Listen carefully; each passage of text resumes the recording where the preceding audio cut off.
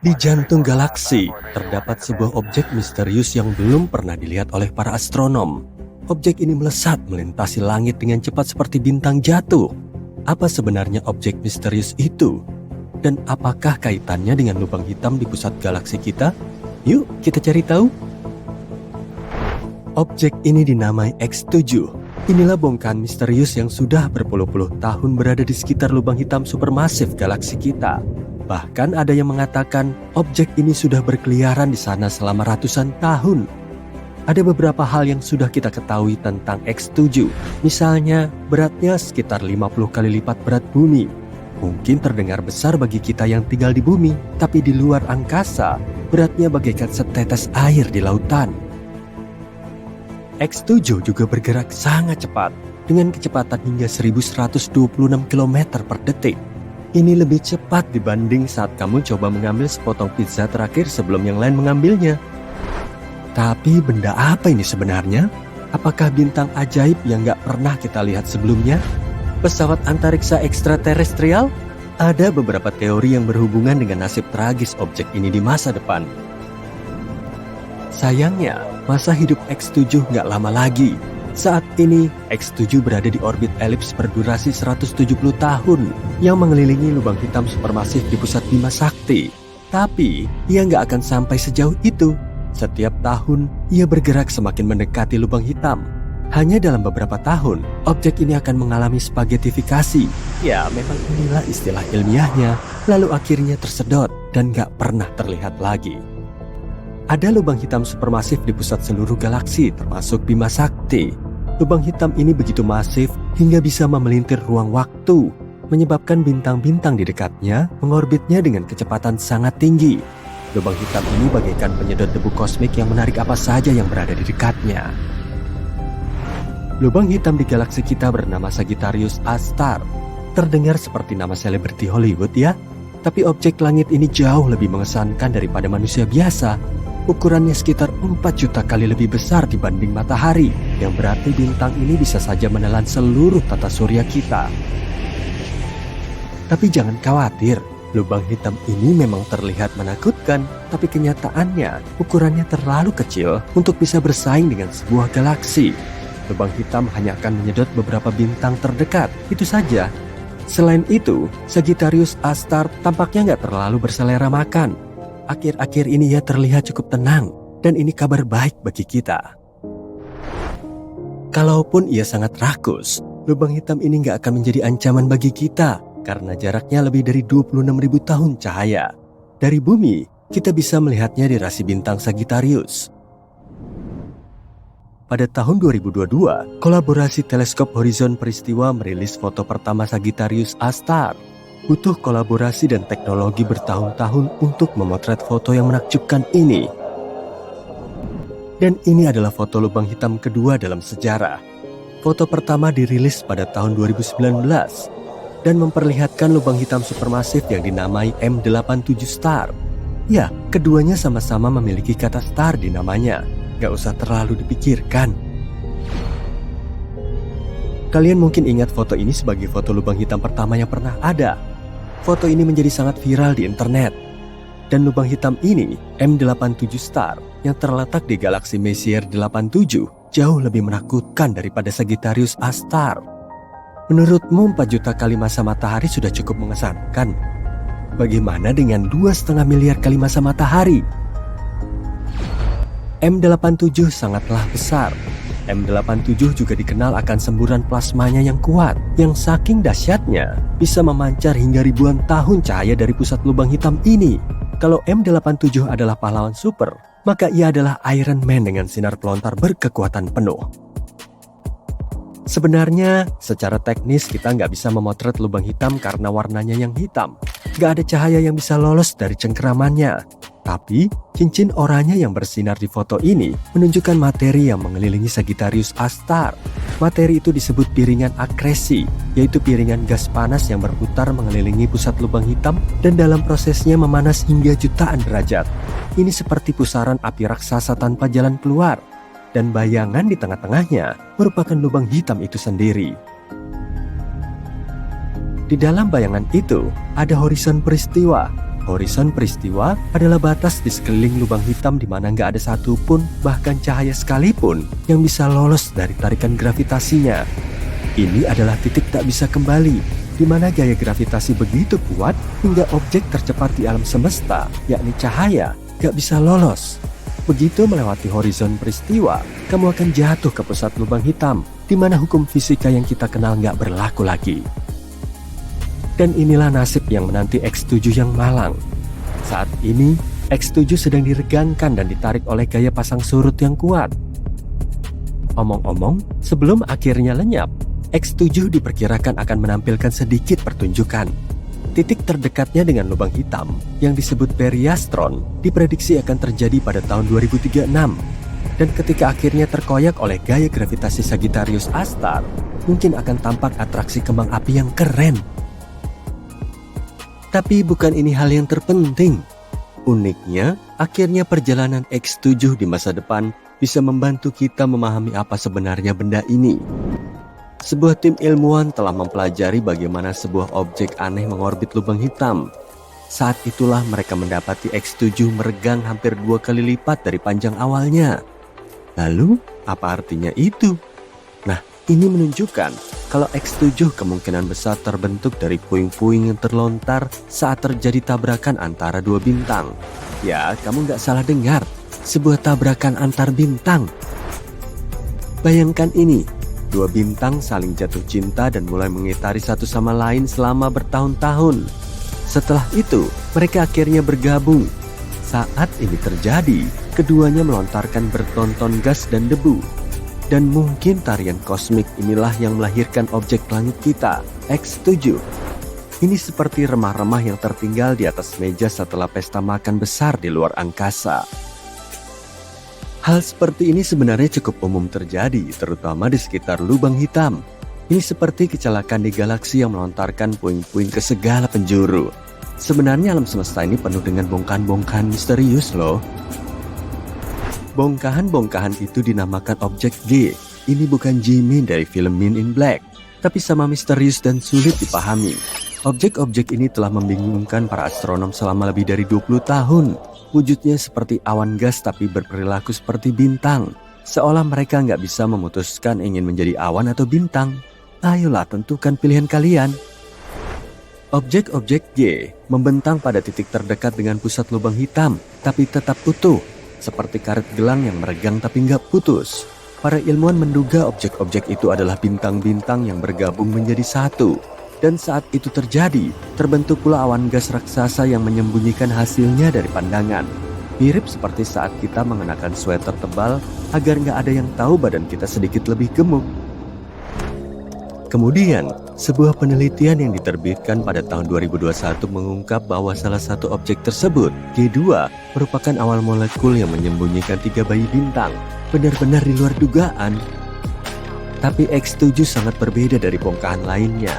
Ia sangat berbeda dengan objek-objek G, seperti sepupu aneh yang kamu jumpai setahun sekali saat pertemuan keluarga. Evolusinya jauh lebih dramatis. Selain itu, X7 nggak disatukan oleh massa yang berada di intinya. Jadi, apa yang menyatukannya? Debu peri, sihir, kami butuh jawaban. Itulah sebabnya para ilmuwan meyakini kalau X7 bukanlah objek G, melainkan puing-puing yang tertinggal darinya. Atau mungkin juga bukan. Kita belum mengetahuinya. Kemungkinannya nggak terbatas. Dan itulah yang membuat astronomi sangat menarik. Jadi, ayo terus amati langit kita dan cari tahu objek-objek aneh apa lagi yang ada di luar sana. Siapa tahu kita bisa menemukan bongkahan misterius lainnya yang mungkin saja pesawat luar angkasa. Itu pasti seru banget. Ini tak seharusnya ada. Tak seorang pun berharap akan menemukannya. Para ilmuwan tidak bisa menjelaskan bagaimana terbentuknya. Namun teleskop antariksa James Webb berhasil menemukannya.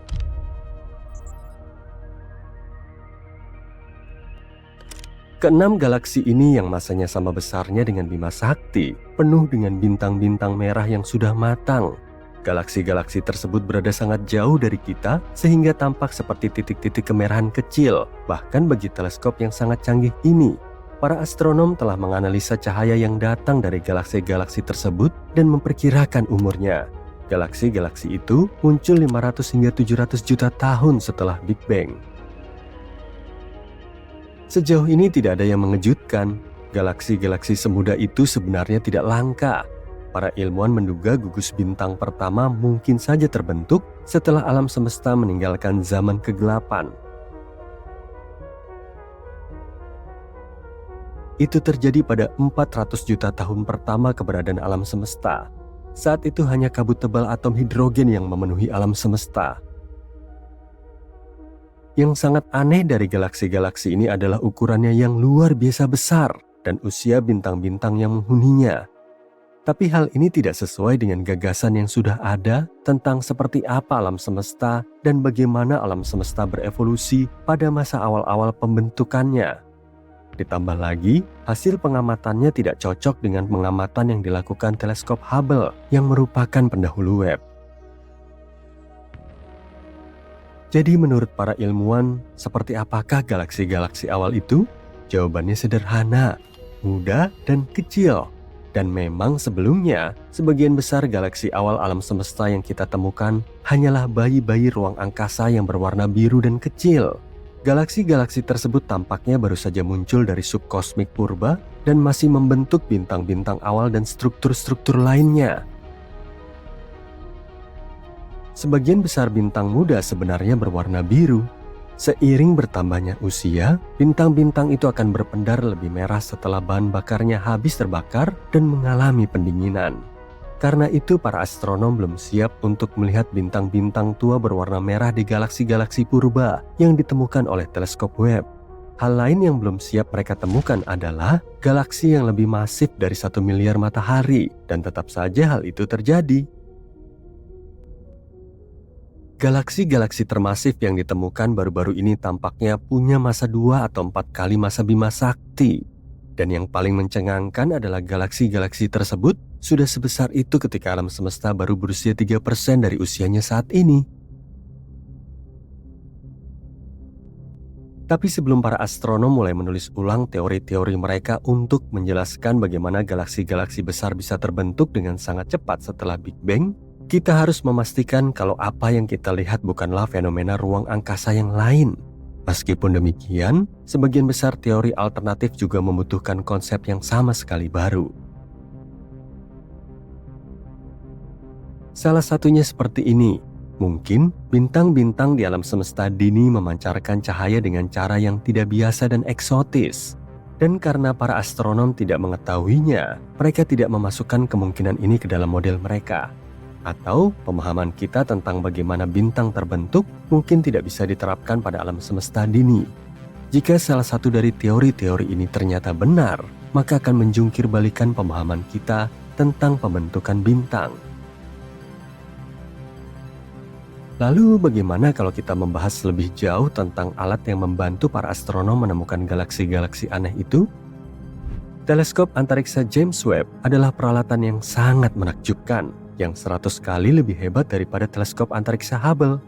Teleskop Hubble telah mengamati tempat-tempat yang jaraknya 13,4 miliar tahun cahaya. Harga teleskop James Webb juga bisa dibilang cukup mahal.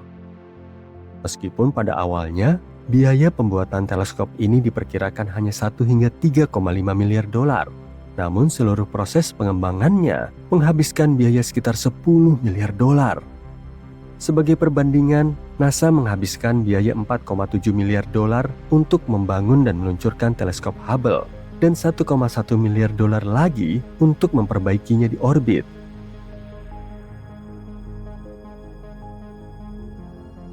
Meskipun teleskop antariksa James Webb punya tinggi 3 lantai dan ukuran lapangan tenis, namun cerminnya merupakan cermin teleskop besar yang paling ringan sepanjang masa. Selama proses pembuatannya, cermin-cermin ini mengalami pengurangan berat sebesar 92%. Jika kita melihatnya, cermin teleskop ini tampak seperti emas. Namun pada kenyataannya cermin-cermin itu terbuat dari berilium. Ini adalah logam berwarna abu-abu baja, ringan dan rapuh. Lapisan emas diaplikasikan pada setiap cermin. Itu benar, tapi cermin tidak dapat diproduksi seluruhnya dari emas karena bahan berharga ini cenderung memuai dan menyusut, bahkan dengan perubahan suhu yang kecil. Jadi jumlah total emas di teleskop luar angkasa James Webb kurang dari 57 gram. Itu cuma sepotong emas seukuran bola golf. Dan lempengan emas yang menutupi cermin hanya setebal 1000 atom. Mengenai kemampuannya, teleskop ini dapat melihat dengan jelas uang 1 sen Amerika dari jarak 38 km dan bola sepak dari jarak 547 km. Sisi teleskop James Webb mampu mendinginkan dirinya sendiri dan suhunya tidak naik lebih tinggi dari minus 223 derajat Celcius. Suhu tersebut cukup dingin untuk membuat nitrogen menjadi cair. Perisai matahari 5 lapis yang sangat besar mengelilingi teleskop dan memantulkan cahaya matahari sebanyak mungkin sehingga teleskop tetap dingin. Teleskop James Webb diyakini bisa mendeteksi air di eksoplanet yang jauh. Sejak lama para astronom telah menemukan planet-planet yang mengorbit bintang-bintang di luar tata surya dengan cara mengamati perubahan kecil pada cahaya bintang. Pergeseran tersebut terjadi ketika planet melintas di depan bintang. Selain itu, kita juga bisa membaca ciri khas unik pada cahaya yang bisa memberitahu kita tentang komposisi kimia planet. Dan tanda yang paling kuat dan paling mudah dibaca terjadi dalam spektrum inframerah. Dan tahukah kamu? James Webb memiliki instrumen inframerah yang canggih. Instrumen-instrumen ini bisa membantu para ilmuwan menemukan planet baru dan bahkan mengidentifikasi keberadaan air di sana. Teleskop ini diluncurkan di dekat Khatulistiwa karena bumi berputar sedikit lebih cepat di titik itu. Hal ini memberi dorongan ekstra pada roket. Ketika teleskop antariksa James Webb kehabisan bahan bakar, teleskop ini akan terus mengorbit matahari tanpa batas waktu. Di sisi lain, meskipun tidak dirancang untuk diservis atau diperbarui, teleskop ini bisa saja diisi ulang bahan bakarnya dengan bantuan robot. Ini akan memperpanjang umurnya. Yang menarik pada awalnya para astronom yakin kalau menemukan sesuatu yang menarik dengan bantuan James Webb akan memakan waktu lama. Mereka mengira galaksi yang pertama kali ditemukan akan sangat kecil dan redup, sehingga teleskop hanya akan menemukan beberapa kandidat yang jauh. Tapi kenyataannya tidak sesuai rencana. Segera setelah foto-foto pertama dirilis, para ilmuwan mulai menemukan galaksi yang tak terhitung jumlahnya, terang, besar, dan sangat tua. Kompetisi masih berlangsung. Satu demi satu kelompok peneliti menemukan dunia baru yang memecahkan rekor. Seorang astronom bahkan mengatakan bahwa dunia ilmiah sedang panik karena tidak ada yang menduga hasil yang begitu mengesankan. Salah satu tujuan utama teleskop Webb adalah mengamati cahaya dari bintang dan galaksi pertama di alam semesta. Sayangnya, semakin jauh suatu objek, semakin cepat objek tersebut bergerak menjauhi kita. Dan semakin lama cahaya harus bergerak, semakin banyak cahaya yang merambat ke arah spektrum inframerah. Ini disebut pergeseran merah dalam astronomi. Tapi berkat peralatan inframerahnya, James Webb bisa menyingkap dunia yang sebelumnya tak terlihat oleh kita. Jadi berkat teleskop ini kita berhasil melihat galaksi-galaksi yang sangat jauh yang lahir sekitar 13,8 miliar tahun lalu. Artinya, cahaya yang dideteksi teleskop Webb membutuhkan waktu lebih dari 13 miliar tahun untuk sampai ke bumi. Luar biasa bukan? Tapi ada satu galaksi yang menonjol dibanding galaksi-galaksi lainnya. Galaksi ini tampaknya merupakan galaksi tertua yang pernah ditemukan para astronom sejauh ini. Galaksi ini dinamakan Glass Z13 dan usianya hanya 300 juta tahun setelah Big Bang. Galaksi tertua sebelumnya yang diidentifikasi oleh para ilmuwan adalah galaksi GNZ11 yang ditemukan oleh teleskop Hubble. Galaksi ini terbentuk 400 juta tahun setelah Big Bang. Pada masa yang masih jarang diselidiki itu, galaksi dan bintang-bintang pertama mulai bermunculan. Tapi bagaimana tepatnya proses ini terjadi? Belum ada yang tahu pasti. Mungkin saja proses ini bergantung pada hukum fisika eksotis, termasuk pengaruh materi gelap dan energi gelap atau komunikasi antara gas, debu, dan cahaya bintang yang belum banyak diteliti.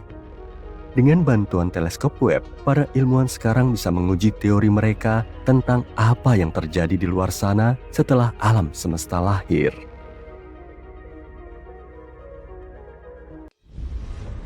Ada banyak pertanyaan yang belum terjawab dalam fisika. Bagaimana energi dan materi universal muncul? Dari mana gravitasi berasal? Dan masih banyak lagi. Kita telah mencoba selama bertahun-tahun untuk mendapatkan jawaban atas pertanyaan-pertanyaan ini, dan salah satu orang yang mencoba melakukan hal ini adalah Paramahamsa Tewari, penulis teori pusaran antariksa atau Space Vortex Theory. Teori apakah ini dan apa yang dikatakannya tentang hukum-hukum tersembunyi di alam semesta kita?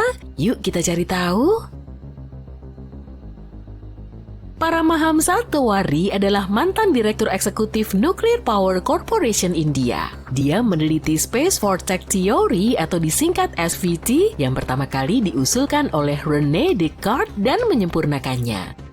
Dia selalu terinspirasi oleh fisika dan para ahli fisika, bahkan sejak masih menjadi mahasiswa teknik elektro. Setelah mempelajari hukum fisika secara mendalam, dia menemukan persamaan baru yang mendefinisikan materi serta massa dan muatan elektron.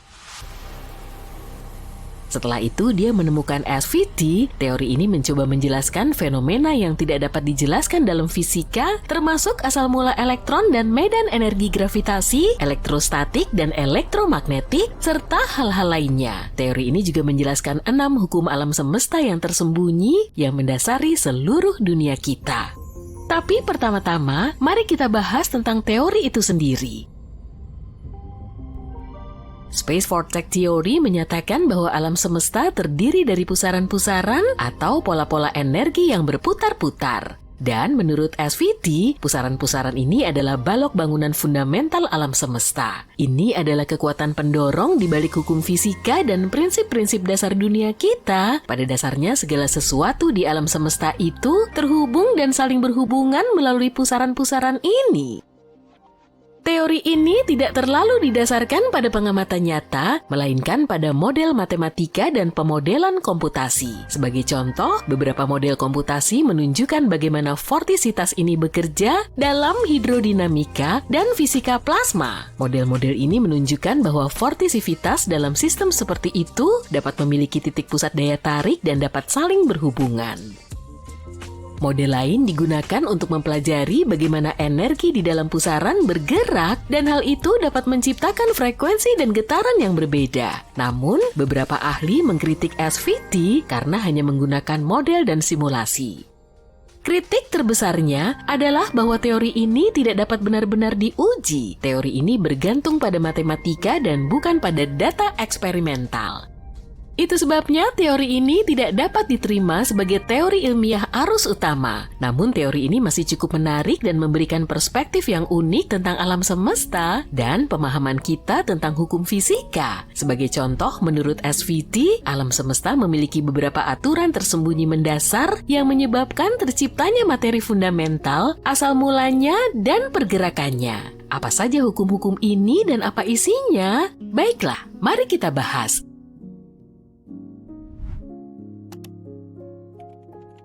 Hukum pertama, alam semesta hanya memiliki satu entitas ruang primordial, yaitu ruang hampa mutlak yang menyusun materi. Hukum ini menyatakan bahwa ruang adalah balok bangunan fundamental alam semesta dan bertanggung jawab untuk menyusun materi. Hukum ini menyatakan bahwa ruang adalah entitas fundamental yang menciptakan dan mempertahankan struktur materi, dan semua materi di alam semesta terdiri dari partikel-partikel fundamental yang sama seperti elektron dan positron. Yuk kita coba menjelaskannya dengan kata-kata yang sederhana. Bayangkan alam semesta ini seperti satu set Lego yang besar. Seperti halnya semua Lego terbuat dari balok-balok dasar yang sama, alam semesta juga terbuat dari balok-balok bangunan dasar yang sama. Balok-balok ini disebut elektron dan positron. Tapi, apa yang menyatukan semua balok ini? Ruang tentu saja. Ruang memberikan bentuk dan struktur seperti halnya wadah plastik yang menyatukan semua balok-balok Lego dalam satu set. Jadi hukum pertama menyatakan bahwa ruang adalah balok bangunan fundamental yang menyusun materi dan menyatukan segala sesuatu di alam semesta. Hukum kedua, materi dibentuk dengan kelipatan dari satu jenis partikel fundamental, elektron dan positron. Hukum ini menyatakan bahwa semua materi di alam semesta terdiri dari partikel fundamental yang sama, yaitu elektron dan positron. Kedua partikel ini adalah balok-balok Lego yang kita bicarakan tadi, dan menurut hukum kedua, partikel-partikel kecil yang tidak terlihat ini membentuk segala sesuatu dari atom kecil hingga galaksi raksasa. Seperti halnya bentuk atau ukuran rakitan Lego yang kita buat, ia tetap terdiri dari balok-balok penyusun yang sama. Hukum ketiga, distribusi medan di ruang angkasa yang terkait dan berasal dari materi, seperti yang diakui oleh fisika kontemporer, adalah efek yang muncul dari satu medan fundamental di ruang angkasa. Hukum ini menyatakan medan yang dikenali oleh fisika kontemporer seperti medan elektromagnetik dan gravitasi adalah efek yang timbul dari satu medan fundamental di ruang angkasa. Hukum ini menunjukkan bahwa medan fundamental ini bertanggung jawab untuk menciptakan segala sesuatu yang kita amati di alam semesta. Jadi, mari kita membuatnya lebih sederhana. Kali ini bayangkan alam semesta itu seperti taman bermain yang luas, semua medan berbeda yang kita amati seperti medan gravitasi dan elektromagnetik. Anggaplah itu adalah beragam permainan yang kita mainkan di sana. Tapi apapun yang kita mainkan, kita tetap berada di satu ruang yang fundamental. Ini adalah taman bermain itu sendiri, dan taman bermain itu adalah dasar yang menyatukan semuanya. Menurut hukum ketiga, tanpa taman bermain, kita tidak akan bisa memainkan permainan apapun, dan tanpa medan fundamental di ruang angkasa, kita tidak akan bisa mengamati medan apapun di alam semesta. Hukum keempat, tidak ada kekosongan di ruang angkasa dimanapun di seluruh alam semesta, kecuali di pusat-pusat partikel fundamental materi atau elektron dan positron. Hukum ini menyatakan bahwa tidak ada ruang yang benar-benar kosong di alam semesta, dan semua ruang diisi dengan medan fundamental yang kita bahas tadi. Hukum ini menyatakan bahwa elektron dan positron bisa ditemukan di mana saja, dan bahkan benda-benda yang kita anggap kosong, seperti ruang hampa udara, sebenarnya penuh dengan partikel-partikel kecil. Dan menurut hukum ini, satu-satunya ruang yang benar-benar kosong yang bisa kita temukan di alam semesta adalah di pusat-pusat partikel fundamental atau elektron dan positron. Hukum kelima, dari satu konstanta universal fundamental, semua konstanta yang dianggap universal dalam fisika kontemporer dapat diturunkan. Hukum ini menyatakan bahwa semua konstanta yang dianggap universal dalam fisika kontemporer dapat diturunkan dari satu konstanta universal fundamental. Hal ini menunjukkan bahwa semua konstanta dalam fisika saling berhubungan dan dapat dijelaskan oleh satu prinsip fundamental. Aku tahu kamu pasti mengawang-awang sekarang, tapi mohon bersabar ya. Kali ini coba bayangin alam semesta sebagai sebuah resep konstanta-konstanta dalam fisika seperti kecepatan cahaya, konstanta gravitasi, dan konstanta Planck. Semua itu adalah bahan-bahannya. Semuanya sangat berbeda dan jumlahnya sangat banyak. Namun seperti halnya semua bahan dalam resep yang saling berhubungan dan menyatu untuk membuat satu hidangan, semua konstanta dalam fisika juga menyatu untuk membuat alam semesta. Dan seperti halnya resep masakan yang punya bahan utama yang menyatukan semuanya, fisika juga punya konstanta fundamental tunggal yang menyatukan semuanya. Hukum keenam, struktur spasial materi fundamental submikrokosmos berulang secara seragam dalam struktur spasial benda-benda makrokosmos seperti planet, bintang, dan galaksi. Hukum ini menyatakan bahwa struktur partikel-partikel fundamental yang membentuk materi itu berulang dan seragam di semua skala, mulai dari partikel subatom hingga benda-benda makrokosmos seperti planet, bintang, dan galaksi. Hal ini menunjukkan bahwa prinsip-prinsip dasar yang sama mengatur struktur materi dalam segalanya. Yuk kita kembali ke analogi resep dan masakan. Dengan menggunakan bahan-bahan yang berbeda dan mengkombinasikannya dengan cara yang berbeda, koki dapat menciptakan hidangan baru. Ini semua akan menjadi hidangan yang berbeda dan bisa jadi sangat sederhana atau sangat rumit. Tapi saat membuatnya, koki tetap menerapkan aturan dan pengetahuan dasar yang dimilikinya.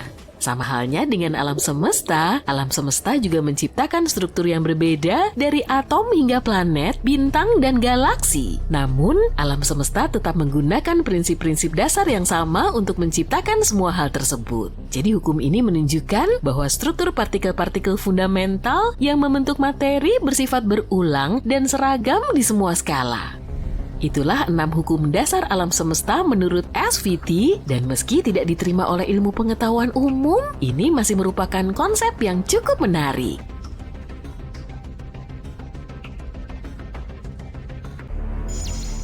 Bunyi aneh tidak biasa yang entah dari mana datangnya menyebar di seluruh galaksi kita, terus berulang-ulang, dan ini belum pernah kita dengar.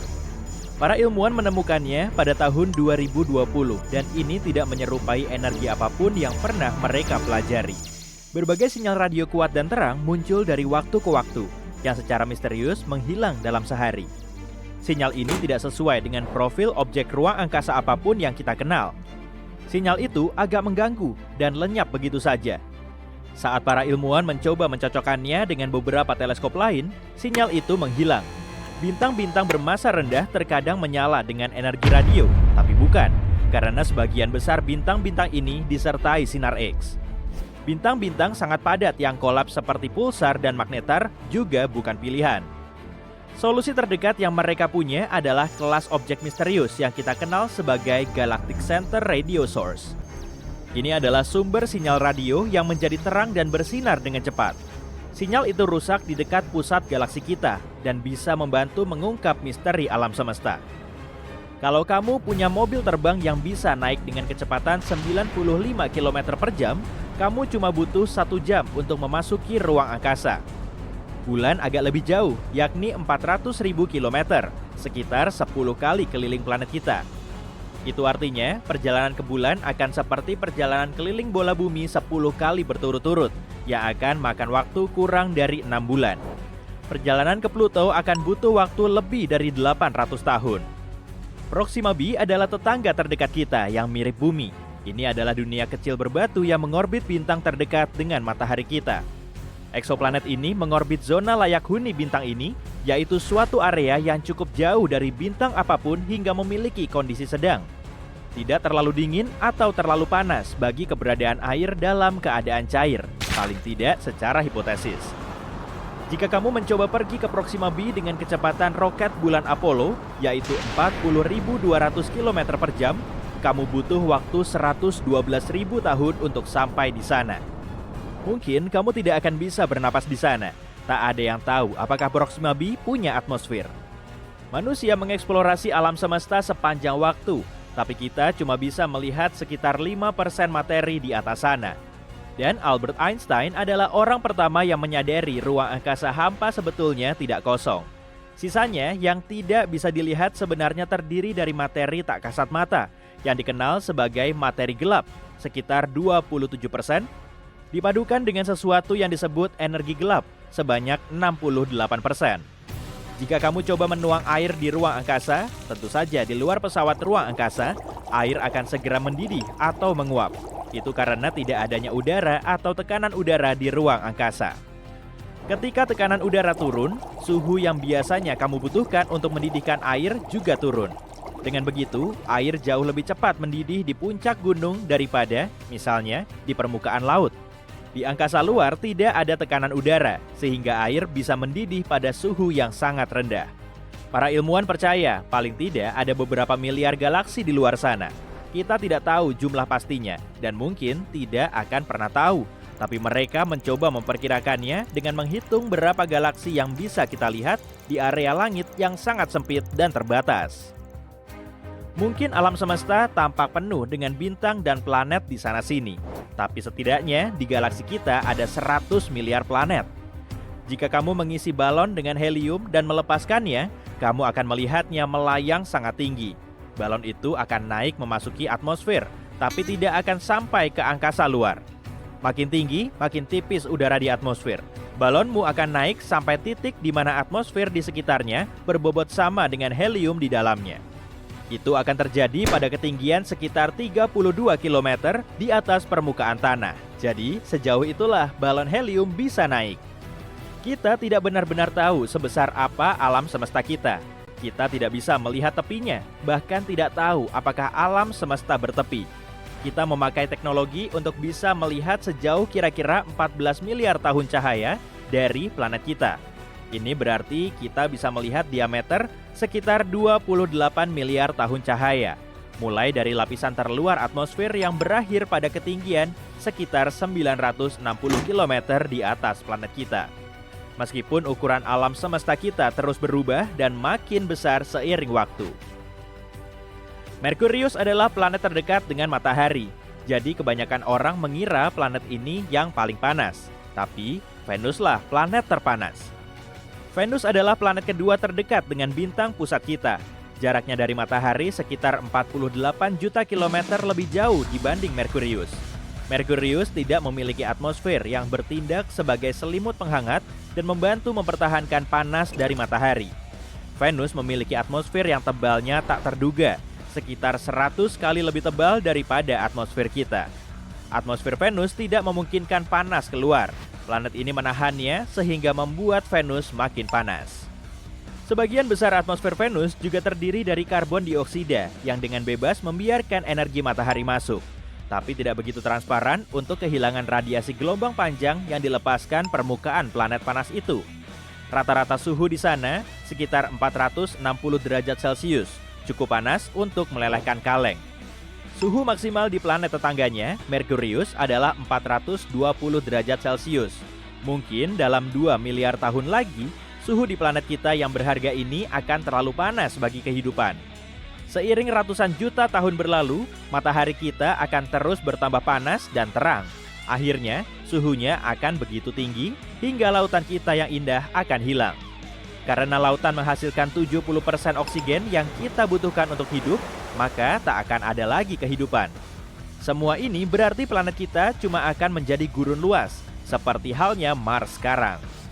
Sebenarnya, diameter Pluto, mantan planet sangat jauh yang sekarang menjadi planet Katai, lebih kecil dibanding seluruh Amerika Serikat. Jarak terjauh di sana dari Maine ke California Utara, kira-kira 4.700 km. Sedangkan diameter Pluto cuma 2.371 km. Pluto sangat jauh, tapi tepi tata surya kita 1.000 kali lebih jauh daripada jarak ke planet Katai ini. Tapi para astronom menemukan banyak objek ruang angkasa yang mengorbit matahari kita yang jaraknya lebih jauh dibanding Pluto. Juga terdapat awan komet Oort yang jauhnya setengah tahun cahaya dari Pluto, yang juga 1.000 kali lebih jauh. Bintang neutron benar-benar berat. 1 sendok teh saja yang berisi bintang neutron beratnya akan mencapai 6 miliar ton. Bintang neutron adalah sisa-sisa dari bintang besar yang telah kehabisan bahan bakar. Bintang yang memudar ini meledak dan intinya berserakan. Tapi karena gravitasi, terbentuklah bintang neutron yang super padat. Biasanya, massa bintang seperti ini sampai 3 kali massa matahari. Tapi radiusnya cuma 9,65 km. Sebab ini adalah salah satu benda paling padat di alam semesta, setidaknya yang kita ketahui. Alam semesta mempunyai warna, dan warnanya itu semacam krem atau disebut juga cosmic latte. Alam semesta juga berbau. Baunya mengingatkan kita akan steak panggang atau logam panas. Setidaknya begitulah kata para astronot yang melayang-layang di ruang angkasa sana. Jika kamu ingin membuat pakaian antariksa, siap-siap aja kerja keras. Kita butuh 5.000 jam untuk membuat pakaian antariksa dan biayanya lebih dari 14 miliar rupiah. Pakaian astronot yang sangat bagus terdiri dari 11 lapis bahan dan beratnya sekitar 50 kg. Dan pakaian ini harus nyaman. Kamu butuh lebih banyak ruang di dalamnya sebab tubuhmu akan memanjang sekitar 5 cm di ruang angkasa. Saat kamu sedang melayang-layang di antariksa, gravitasi bumi tidak berdampak kepadamu. Itu sebabnya tulang belakangmu memanjang dan sedikit rileks, yang artinya mungkin kamu akan 3% lebih tinggi. Untuk 180 cm, tambahannya akan sekitar 5 cm. Tapi tenang, ini tidak permanen. Begitu turun ke bumi, kamu akan menyusut lagi ke ukuran biasa dalam beberapa bulan. Kalau kamu mau ngobrol sama teman, sebaiknya jangan di ruang angkasa ya, sebab di atas sana bunyi sama sekali tidak merambat. Di sana, jarak antar molekul begitu jauh, sehingga getaran bunyi tidak bisa menjangkaunya. Yang secara otomatis berarti molekul itu tidak bisa bergetar. Film-film tidak akurat dalam hal ini. Tak seorang pun bisa mendengarmu berteriak di angkasa luar. Kita bisa dibilang hidup di dalam matahari. Matahari bukan saja bola cahaya panas besar yang lokasinya 150 juta kilometer dari kita. Atmosfer luarnya jauh lebih luas lagi. Atmosfer ini melebar jauh di luar permukaan yang bisa kita lihat. Orbit planet kita melewati atmosfernya yang sangat tipis. Buktinya adalah ketika semburan angin matahari menghasilkan aurora australis dan borealis. Itu berarti bisa dikatakan kita tinggal di dalam matahari. Bukan cuma kita, planet-planet lain juga, termasuk Neptunus yang jauh. Heliosfer, yaitu atmosfer terluar matahari, membentang sampai sekitar 16 miliar kilometer. Tahun ini sebelum bulan September, sebuah bintang di rasi Corona Borealis akan meledak. Dan di belahan bumi utara, kita bisa melihatnya dengan mata tanpa alat bantu. Bintang tersebut adalah T Coronae Borealis, bintang katai putih yang berjarak 3.000 tahun cahaya dari tata surya. Bintang ini akan berubah menjadi nova yang akan kita bahas nanti sekitar musim semi atau musim panas. Meskipun kejadian ini bisa diprediksi terjadi setiap 80 tahun sekali, tapi tetap saja ini adalah peristiwa sekali seumur hidup jika kalian adalah manusia. T Coronae Borealis bukanlah bintang biasa. Bintang ini sebenarnya merupakan bintang ganda, dua bintang yang saling mengorbit satu sama lain. Akan tetapi, pasangan bintang ini sangat istimewa. Kadang-kadang kedua bintang itu meningkatkan kecerlangannya sedemikian rupa sehingga bisa dilihat dari bumi. Bintang katai putih merupakan bintang yang lebih masif di antara keduanya. Tapi yang paling mengejutkan adalah bintang katai putih ini memiliki massa yang sama dengan massa matahari, tapi volumenya hanya sebesar bumi. Bintang pasangannya, bintang raksasa merah yang sudah tua, sudah mengembang sedemikian besar sehingga ia melontarkan materinya ke bintang katai putih. Jadi inilah saatnya untuk ledakan lain bagi keduanya. Ledakan ini akan meningkatkan kecerlangan bintang dari magnitudo 11 menjadi magnitudo 2. Dalam astronomi, magnitudo digunakan untuk mengukur kecerlangan bintang atau objek langit lainnya. Semakin terang, semakin rendah angka yang ditetapkan sebagai magnitudo. Dalam kasus kita, ini berarti kita bisa melihat bintang dengan mata tanpa alat bantu, bahkan di langit yang tercemar cahaya. Sekarang, kita hanya bisa melihat bintang ganda ini dengan teropong di langit yang gelap gulita. Setelah ledakan, T Corona Borealis akan tetap menjadi bintang paling terang di rasi Corona Borealis selama beberapa hari sebelum akhirnya meredup. Peristiwa ini tidak boleh disamakan dengan supernova. Dalam supernova, inti bintang runtuh dan menyebabkan kehancuran total. Peristiwa ini hanya bisa terjadi pada bintang bermassa 8 kali massa matahari. Alih-alih lenyap dalam kilatan cahaya yang menyilaukan selamanya, T Corona Borealis akan mengalami nova, yaitu ledakan di permukaan bintang yang melontarkan materi ke ruang angkasa tapi tidak menghancurkan bintang itu sendiri.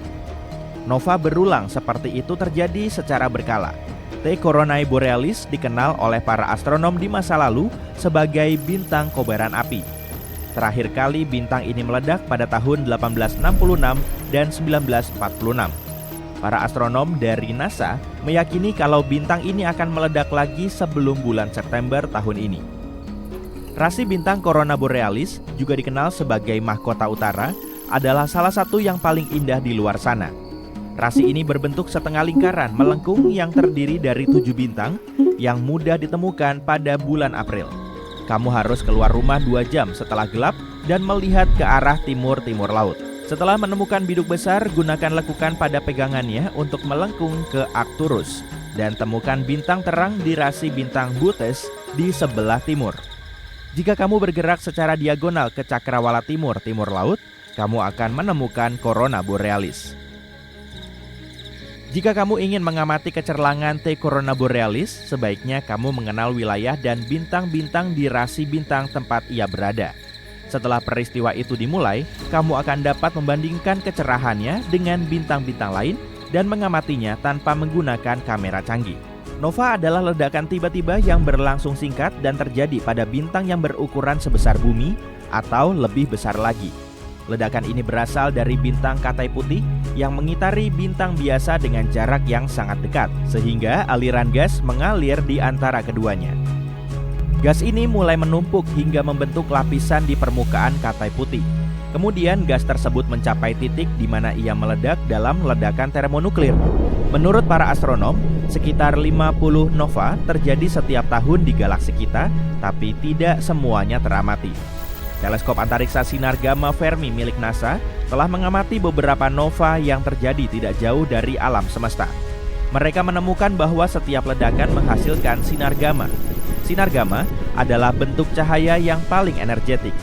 Para peneliti juga menduga kalau sinar gamma ini dihasilkan dari tabrakan antar gelombang kejut yang berlomba-lomba keluar dari lokasi ledakan dalam selubung puing-puing yang mengembang dengan cepat.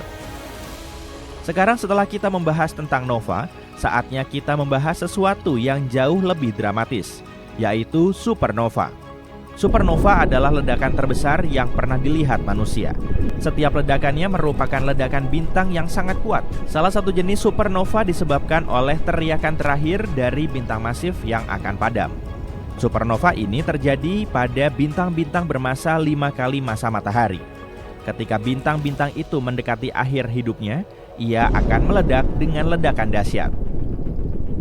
Bintang-bintang besar membakar bahan bakar nuklir dalam jumlah yang sangat besar di intinya, menghasilkan bertonton energi. Hal ini membuat pusat bintang menjadi sangat panas. Panas menghasilkan tekanan, dan tekanan ini membuat bintang-bintang seperti itu tidak runtuh. Tapi, setiap bintang berada dalam keseimbangan antara dua gaya yang berlawanan. Gravitasi berusaha memampatkan bintang menjadi bola yang sangat kecil dan rapat, sedangkan bahan bakar nuklir yang terbakar di inti bintang menghasilkan tekanan keluar yang sangat kuat.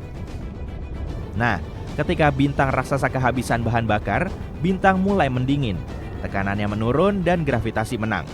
Bintang pun runtuh. Sebuah objek raksasa yang masanya jutaan kali massa bumi runtuh dalam waktu 15 detik.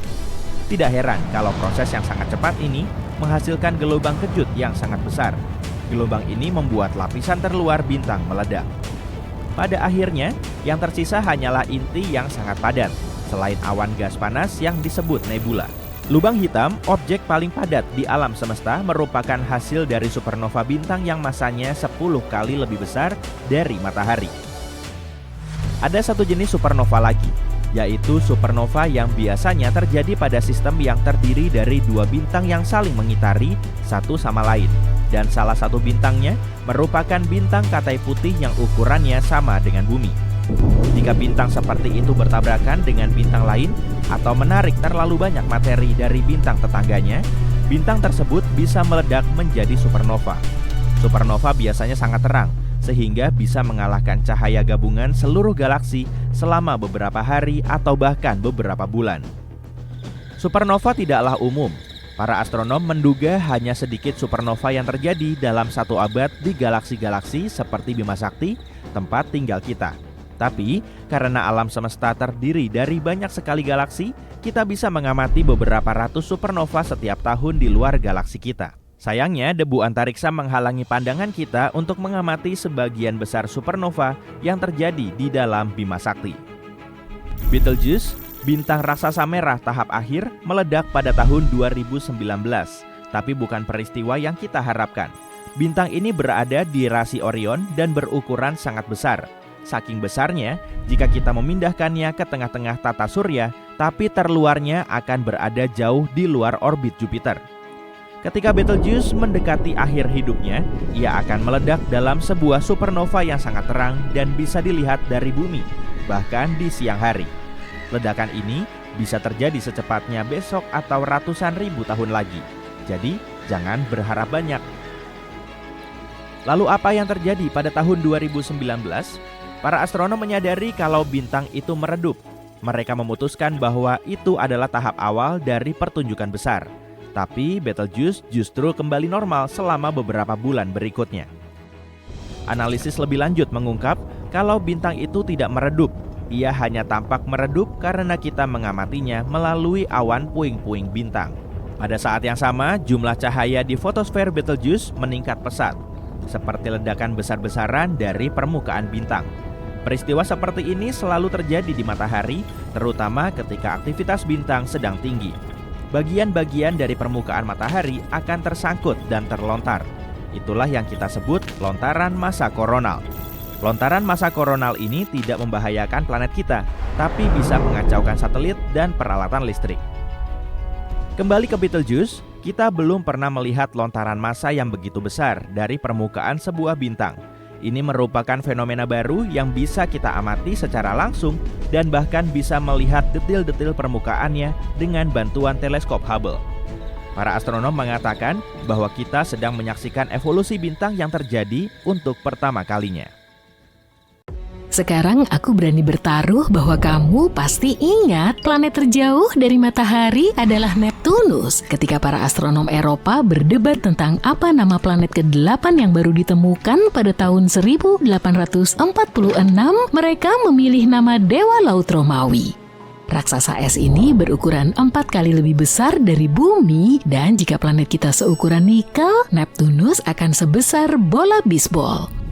Di saat yang sama, raksasa es ini 17 kali lebih berat. Jika kamu mendekati dunia es ini, ia akan tampak biru dan mungkin mengundang. Tapi permukaan biru ini sebenarnya adalah lapisan gas yang berputar-putar dan awan permanen.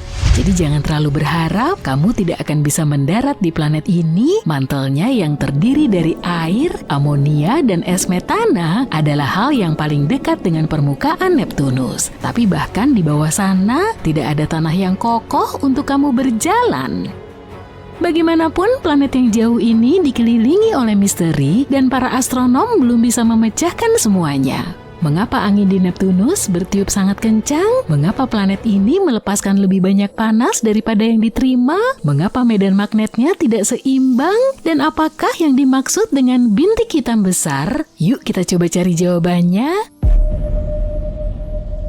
Jarak Neptunus dari matahari sekitar 30 kali lebih jauh dari bumi. Hal ini menjelaskan mengapa mempelajari planet yang jauh ini sangat sulit. Itu juga berarti planet ini menerima lebih sedikit cahaya dan panas dari bintang kita. Tapi di saat yang sama, Neptunus memancarkan lebih banyak panas daripada yang diterimanya. Jika kita membandingkan Neptunus dengan Uranus yang berada di dekatnya, kita akan melihat kalau meskipun Uranus lebih dekat ke matahari, Uranus memancarkan panas yang hampir sama dengan Neptunus. Para astronom belum mengetahui secara pasti mengapa hal itu terjadi, tapi tentu saja ada teori-teori karena mereka adalah ilmuwan. Beberapa ahli menduga ada sesuatu yang dahsyat di dalam planet biru ini yang menyebabkan planet ini menghasilkan lebih banyak panas daripada yang diterima. Ini mungkin menjadi alasan perbedaan suhu yang sangat besar di Neptunus dari minus 160 derajat Celcius di puncak awan yang dingin hingga lebih dari 6.650 derajat Celcius di inti raksasa es ini. Jadi kamu harus berpakaian berlapis-lapis ya. Variasi suhu seperti itu mungkin menjadi alasan terjadinya badai angin yang kuat. Kecepatannya bisa mencapai 1930 km per jam. Sebagai perbandingan, angin paling kuat di bumi bergerak dengan kecepatan 400 km per jam. Hal lain yang menarik tentang angin Neptunus, angin ini bertiup ke arah barat yang berlawanan dengan rotasi planet ini. Sebuah penelitian yang diterbitkan pada tahun 2013 menduga bahwa angin di Neptunus akan muncul dalam lapisan-lapisan tipis yang tebalnya tidak lebih dari 960 km. Kedalaman yang begitu dangkal bisa berarti bahwa kondensasi dan penguapan uap air bisa menghasilkan arus udara yang sangat cepat. Lalu ada masalah medan magnet Neptunus yang tidak seimbang. Jika kamu melapisi sebuah magnet di planet ini, magnet itu tidak akan sejajar dengan pusatnya. Para astronom tidak tahu mengapa hal ini bisa terjadi. Medan magnet dihasilkan oleh arus yang bergerak, dan semua planet termasuk bumi diyakini memiliki materi konduktif yang bergerak di dalam perut mereka. Tapi perut Neptunus sedikit berbeda, medan magnetnya miring 47 derajat terhadap rotasi planet. Artinya, rotasi dan magnetnya tidak sejajar secara inherent. Dan jangan lupakan bintik hitam besar. Tidak, yang kumaksud bukan badai paling besar di tata surya. Badai itu disebut bintik merah besar dan terletak di Jupiter. Yang kumaksud adalah bintik di Neptunus yang ditemukan oleh Voyager 2 pada tahun 1989. Pada tahun 1995, teleskop Hubble mengarahkan pandangannya ke Neptunus, tapi sayangnya saat itu bintik tersebut telah menghilang secara misterius. Para ilmuwan tidak tahu bagaimana tepatnya bintik itu menghilang. Tapi coba tebak, Bintik hitam lain telah ditemukan di planet es raksasa itu. Para astronom sudah lama mengetahui kalau permukaan Neptunus dihiasi bintik-bintik hitam dari waktu ke waktu. Perubahan warna yang aneh ini dikaitkan dengan area bertekanan tinggi yang datang dan pergi selama beberapa tahun. Tapi belum ada yang pernah melihat bintik hitam yang terbentuk sampai saat ini. Sejak saat itu, para astronom telah mengamati kelahiran bintik hitam secara teratur. Sekarang mereka punya gambaran yang lebih baik mengenai di mana dan kapan pusaran-pusaran besar itu bisa terbentuk. Terlepas dari asumsi yang ada, para astronom pernah mengira bahwa Neptunus adalah dunia yang membosankan dan tidak memiliki fitur. Raksasa es ini memiliki atmosfer yang hiperaktif, bergejolak dengan riak awan dan badai dahsyat, ditambah lagi planet ini memiliki sistem cincin. Sayangnya, cincin-cincin itu bukanlah hula hoop yang mengitari Neptunus, seperti cincin-cincin di Saturnus. Cincin si raksasa es ini berbentuk aneh dan berisi gumpalan materi yang membentuk busur di cincin terluarnya. Para astronom menjelaskan, gumpalan-gumpalan tersebut sebenarnya merupakan tempat berkumpulnya partikel-partikel cincin yang saling menempel. Apa maksudnya? Masih belum jelas. Tapi hal favoritku tentang Neptunus adalah yang satu ini. Para astronom meyakini jauh di dalam planet ini mungkin ada lapisan yang menjadi tempat hujan kristal berlian. Tekanan dan suhu yang sangat tinggi di dalam Neptunus memecah molekul-molekul metana dan melepaskan karbon. Senyawa karbon ini menemukan sesama molekul dan membentuk rantai panjang yang kemudian saling menempel, membentuk pola kristal yang indah seperti berlian. Ketika formasi berlian ini jatuh menembus lapisan mantel Neptunus, suhu di sana menjadi terlalu panas. Itulah sebabnya mereka menguap, melayang kembali, dan bisa ditebak mengulangi siklusnya. Sekarang kalian jadi tahu kan kenapa disebut hujan berlian. Bagaimana dengan eksperimen yang sedikit menyenangkan? Katakanlah kita meledakkan Neptunus, tentu saja atas nama ilmu pengetahuan. Seperti yang sudah kalian ketahui, planet ini tidak memiliki permukaan yang padat. Itu sebabnya setelah proses peledakan, kalian akan melihat mantel cair Neptunus meledak. Ini akan terlihat seperti balon berisi air yang dilempar dari lantai 50. Disclaimer ya, jangan lakukan ini di rumah ya. Tabrakan itu akan mengirimkan percikan air, amonia, dan es metana keluar angkasa. Ini akan diikuti oleh sisa-sisa lava dari mantel planet yang berbentuk cair dan panas. Lalu akan ada badai batu-batu padat, dan itulah yang akan tersisa dari inti padat Neptunus yang terbuat dari besi dan logam-logam lainnya. Oke, sekarang yuk kita kumpulkan kembali si raksasa es yang cantik ini. Aku punya satu eksperimen lagi untukmu. Kita ganti bulan, satelit kita yang udah tua itu, dengan Neptunus. Planet es raksasa ini tentu saja jauh lebih besar daripada bulan. Planet ini akan tampak seperti balon udara berwarna biru terang di langit. Kita tidak hanya bisa melihatnya di malam hari, tapi juga di siang hari. Planet ini akan tampak 15 kali lebih besar dari matahari. Jika segala sesuatunya tetap sama, gerhana matahari akan terus berlangsung selama berabad-abad. Begitu matahari menghilang di balik Neptunus, planet kita akan berada dalam kegelapan total selama tidak kurang dari 1,5 jam. Dan karena Neptunus juga jauh lebih masif daripada bumi, maka gaya tarik gravitasinya jauh lebih kuat. Itu sebabnya alih-alih memiliki pendamping dan pelindung yang kuat, planet kita justru akan menjadi satelit bulan Neptunus. Satelit ini akan mengorbit Neptunus sedikit lebih jauh dari bulan terbesarnya Triton, dan akan ada risiko besar bumi bertabrakan dengan benda angkasa ini. Tapi anggaplah kita cukup beruntung untuk tidak berpapasan dengan salah satu satelit Neptunus. Meskipun demikian, kita akan mengalami lebih dari cukup masalah. Pasang surut di planet kita akan menjadi 1000 kali lebih kuat daripada yang disebabkan oleh bulan. Gaya gravitasi Neptunus tidak akan membuat bumi terpecah, tapi akan membuat planet kita memanas. Sepertinya kita butuh lebih dari itu ya.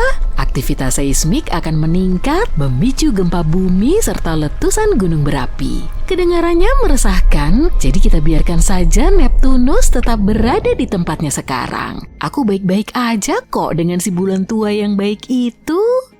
Sekarang kita sudah selesai dengan eksperimen, tapi dengarkan aku, di luar orbit Neptunus ada sabuk Kuiper yang misterius yang penuh dengan benda-benda es yang sangat besar. Hal yang paling membuat penasaran dari formasi ruang angkasa ini adalah para ilmuwan tidak bisa menjelaskan pola pergerakannya. Satu-satunya penjelasan yang mereka miliki adalah Neptunus mungkin menyembunyikan planet besar lainnya dari pandangan kita. Apakah mereka bersekongkol? Planet hipotetis ini sudah diberi nama Planet 9. Dan kita tinggal menunggu sampai keberadaannya dikonfirmasi atau tidak.